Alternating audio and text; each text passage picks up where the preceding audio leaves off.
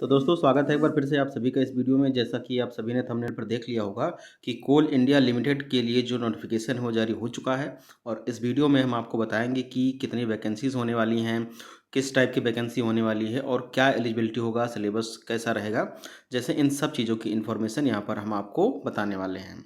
तो दोस्तों अगर आप नए वीडियो को फर्स्ट टाइम वॉच कर रहे हैं तो चैनल को सब्सक्राइब जरूर कर लीजिएगा, साथ में बेल आइकन को प्रेस करके रखिए ताकि इसी प्रकार की वीडियो आपको लगातार मिलती रहे। तो दोस्तों बिना किसी देरी के चलिए स्टार्ट करते हैं वीडियो को।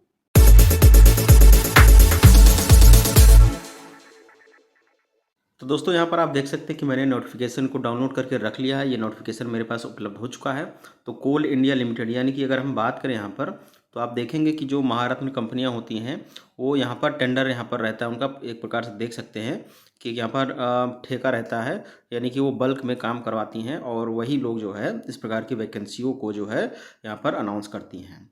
तो उनको भी कुछ कर्मचारी चाहिए उनके काम को मैनेज करने के लिए। तो ये बेसिकली यहाँ पर जो वैकेंसी है रिलेटेड होने वाली है recruitment of management trainees based on GATE 23 score. मतलब जो 23 में यानी कि 2023 में जो गेट का एग्ज़ाम हुआ था उसके स्कोर बेस के आधार पर ये होने वाला है। तो इसमें आपको हम कंप्लीट इन्फॉर्मेशन देने वाले हैं। तो कैसे क्या क्या चीज़ें हैं यहाँ पर हम सब कुछ आपसे बात करते हैं। तो सबसे पहले यहाँ पर आप देख सकते हैं कि जो कोल इंडिया के लिए यहाँ पर बताया गया है कि कोल इंडिया लिमिटेड यानी कि CIL। तो ठीक है, तो इसमें जो है सारी चीज़ें हैं। आप देख सकते हैं कि मैं अब यहाँ पर डायरेक्टली जो है नंबर ऑफ़ वैकेंसीज बताऊँगा और एलिजिबिलिटी क्या है। तो एलिजिबिलिटी सिर्फ और सिर्फ यही होने वाला है कि यहाँ पर जो गेट 2023 का एग्ज़ाम हुआ था, ठीक है, उसमें जो क्वालिफाइड हुए थे बच्चे वही लोग अप्लाई कर सकते हैं। ठीक है, थ्रू ऑनलाइन एप्लीकेशन मोड। तो एग्ज़ाम जो है ऑनलाइन मोड हो सकता है, चांसेस यही हैं।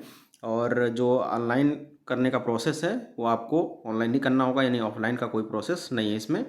अब नंबर ऑफ़ वैकेंसीज कितनी होने वाली हैं, चलिए नंबर ऑफ़ वैकेंसीज़ की बात करते हैं। तो यहाँ पर आप देख सकते हैं कि जो पोस्ट हैं वो कितने प्रकार की, एक तो माइनिंग वाला दिया है, सिविल का दिया है और जियोलॉजी का दिया है, यानी कि 3 टाइप्स के यहाँ पर पोस्ट हैं। तो माइनिंग के लिए कुल यहाँ पर मिला के पोस्ट जो है 351 है, सिविल के लिए 172 है और जियोलॉजी के लिए 37 पोस्ट हैं, यानी कि कुल मिला के 560 पोस्ट यहाँ पर दिया गया है। गेट पर कोड के लिए आप देख सकते हैं यहाँ पर इनका जो अप्लाई करेंगे आप, तो इसके लिए कोड यहाँ पर दिया गया, ये कोड लगाएंगे। ठीक है, गेट कोड के लिए और पोस्ट कोड यहाँ पर दिया गया है वो आप यहाँ पर सेलेक्ट करेंगे। अब यहाँ पर सबसे बड़ी इन्फॉर्मेशन ये है कि ऑनलाइन आप करेंगे कैसे। तो ऑनलाइन की जो डेट है वो 13 सितंबर तक यहाँ पर लिया गया है कि opening date for online registration of application, यानी कि 13 सितंबर से ये प्रोसेस में है। और लास्ट डेट जो अप्लाई करने का है 12 अक्टूबर तक रखा गया है। तो ये भी डेट आपको ध्यान रख लेना है। कहाँ से अप्लाई करेंगे आप लोग, तो अप्लाई करने की जो ऑफिशियल वेबसाइट है आपको दिख रहा होगा, नहीं तो वीडियो के डिस्क्रिप्शन में मैंने लिंक दे दिया, तो वहाँ पे जस्ट क्लिक करके आप डायरेक्टली वहाँ से ऑनलाइन कर सकते हैं।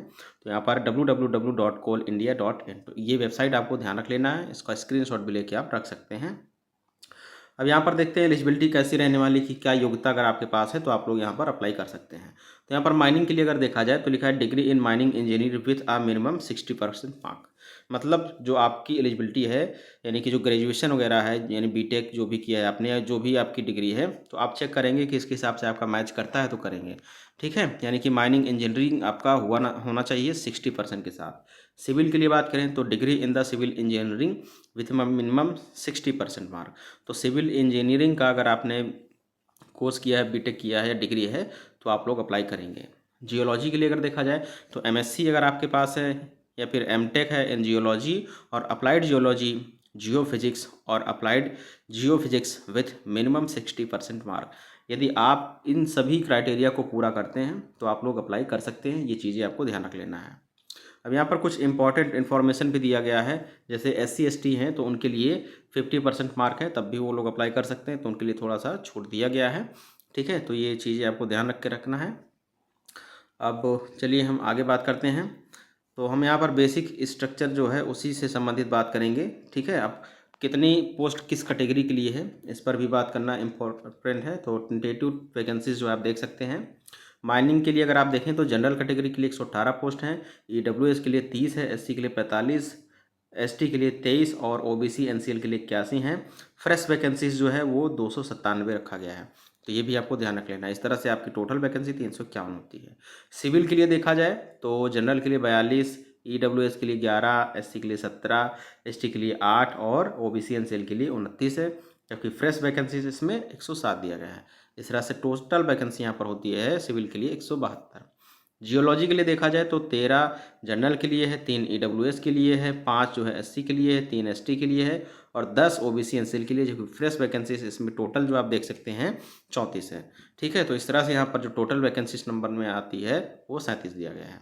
ठीक है, तो ये हो जाती है नंबर ऑफ वैकेंसीज। आप इसको अच्छे से देख लेंगे तब अप्लाई करेंगे।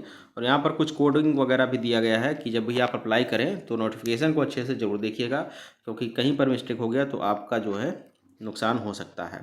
ठीक है, तो ये देखना है। अब सिलेक्शन प्रोसेस क्या रहने वाला है इस पर भी बात करते हैं। Eligibility candidates must have appeared for graduation aptitude test in engineering GATE 23। मतलब जो गेट का एग्जाम हुआ था उसमें क्वालिफाई होने ही चाहिए, तभी आप अप्लाई कर सकते हैं। Based on the Gate 23 score mark and requirement candidate will be shortlisted discipline wise and category wise in the ratio 1/3 in order of merit for further selection process। मतलब यहाँ पर जो कैटेगरी मतलब जो यहाँ पर बताया गया है कि शॉर्ट लिस्टेड किया जाएगा। ठीक है, तो स्कोर मार्क के हिसाब से, तो ये भी आप देख लेंगे। तो ये चीज़ें हैं। अब आगे इसमें देखते हैं कि सिलेबस इसमें क्या रहने वाला है, चालान क्या रहने वाला है। तो यहाँ पर सबसे पहले यहाँ पर जो फीस है चालान की बात करें तो चालान बेसिकली यहाँ पर जो रखा गया है वो यहाँ पर देख सकते हैं कि जनरल ओबीसी के लिए जो है चालान यहाँ पर 1000 रुपये दिया गया है, प्लस अप्लीकेबल जीएसटी वगैरह मिला के 1180 रुपये है। ठीक है, और एससी एसटी के लिए देखा जाए तो यहाँ पर Coal India Limited and its subsidiaries are exempted from payment of application fee, यानी कि यहाँ पर जो एससी एसटी कैंडिडेट हैं उनके लिए 0 फीस है, उनको कोई भी चालान फीस नहीं देना पड़ेगा। अब एज लिमिट की बात करें हम, क्या एज हो सकता है, तो यहाँ पर दिखा है the upper age limit is 30 year, यानी कि 31 अगस्त 2023 फॉर जनरल के लिए जो है 31 साल, मतलब 31 डेट में 31 अगस्त 2023 तक 30 साल पूरा हो जाना चाहिए। कुछ छूट वगैरह भी इसमें दिया गया है, तो इसके हिसाब से आप देख सकते हैं, आप अगर चाहें तो इसमें छूट भी पा सकते हैं।